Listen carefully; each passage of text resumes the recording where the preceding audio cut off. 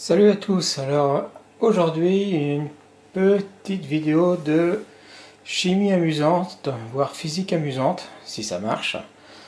On va faire un cristal. Alors bien sûr l'emballage promet des cristaux magnifiques, faut pas s'attendre à des trucs grandioses non plus je pense, on verra ça.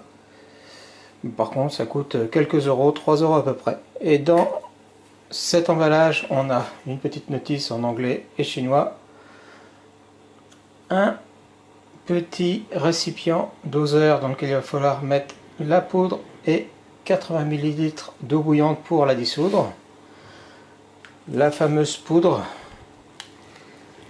Alors, il y a de grandes chances que ce soit de l'alun.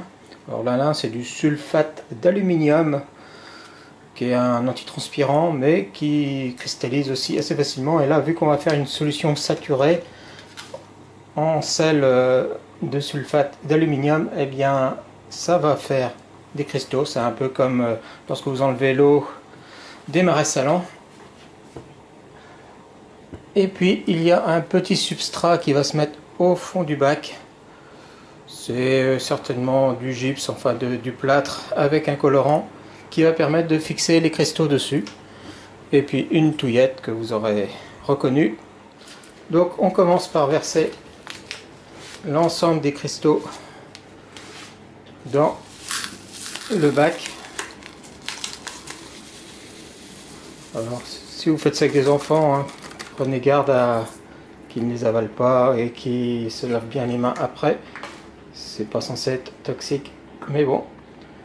Ensuite, puisque je vais verser de l'eau bouillante, eh bien il faut pas, c'est bouillante et non plus. Surveillance d'un adulte également. Et on verse jusqu'à 80.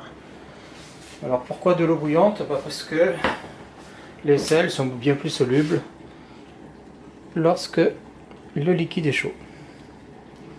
Donc on va touiller jusqu'à dissolution.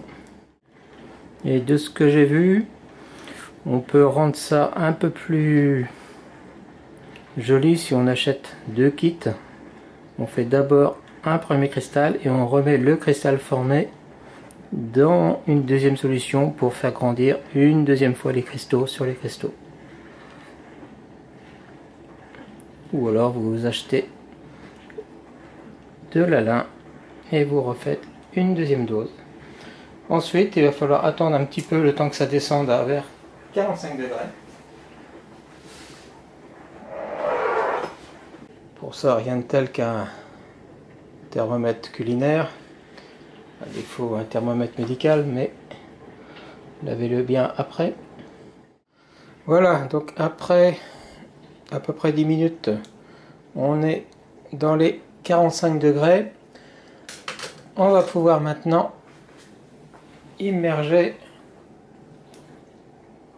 le seed cristal, donc le cristal graine, si on traduit ça, dans le petit bac. À peu près au milieu, donc là c'est le cas. Et maintenant, il va falloir attendre. Comme c'est indiqué ici, ça va mettre jusqu'à 15 jours pour former réellement le cristal. Donc il va falloir mettre ça à l'abri de la poussière et des enfants ou animaux pour éviter les soucis. Et puis remarquer, faire constater ou constater soi-même si on est un grand enfant la taille des cristaux tous les jours. Il y a même une petite table. Et puis on peut même mettre quelle est la température du jour, à quelle heure. Enfin voilà, ça peut être amusant pour les enfants et pour les grands enfants. Et puis moi je vous dis à dans quelques jours pour voir le résultat. Allez, ciao! Voilà, ça fait maintenant 18 jours exactement que le cristal a été mis dans le bac. Alors on voit qu'une bonne partie de l'eau s'est évaporée. Et on distingue un cristal qui semble sympathique dans le fond. Alors on va vider l'excédent d'eau. Et puis maintenant, il va falloir extraire le cristal sans le casser. Alors, je suppose qu'il ne faut pas le rincer puisque c'est soluble. Mais voilà, le résultat est plutôt sympathique.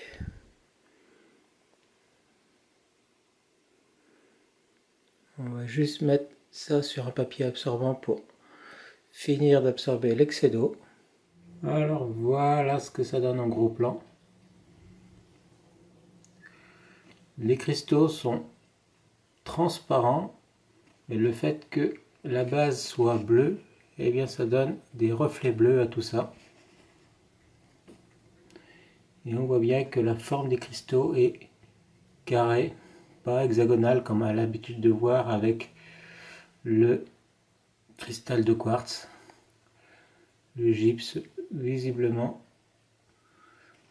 enfin le sulfate d'alumin se cristallise plutôt sous forme carrée. Mais le résultat est assez sympathique. Allez, ciao!